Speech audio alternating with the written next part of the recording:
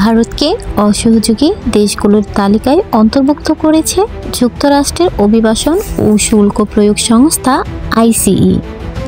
ভারত ছাড়াও Bhutan, Cuba, Iran, Pakistan, Russia এবং Venezuela তালিকায় রয়েছে।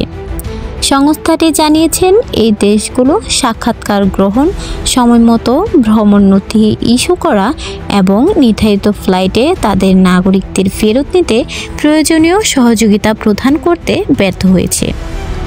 আইসিইর তালিকা অনুযায়ী যুক্তরাষ্ট্র থেকে 14,50,000 অবৈধ অভিবাসীকে বিতাড়িত করার পরিকল্পনা রয়েছে। এদের মধ্যে 18,000 ভারতীয় অভিবাসী রয়েছে।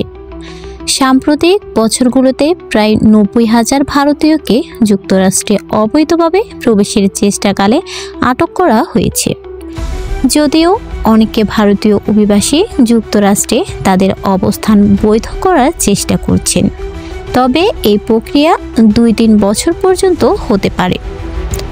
যুক্তরাষ্ট্রে অবৈধ অভিবাসীর সংখ্যার তালিকায় শীর্ষে রয়েছে হন্ডুরাস, যাদের 2,61,000 অবৈধ অভিবাসী রয়েছে সেখানে।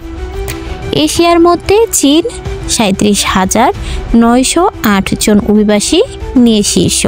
ভারত রয়েছে 13তম স্থানে।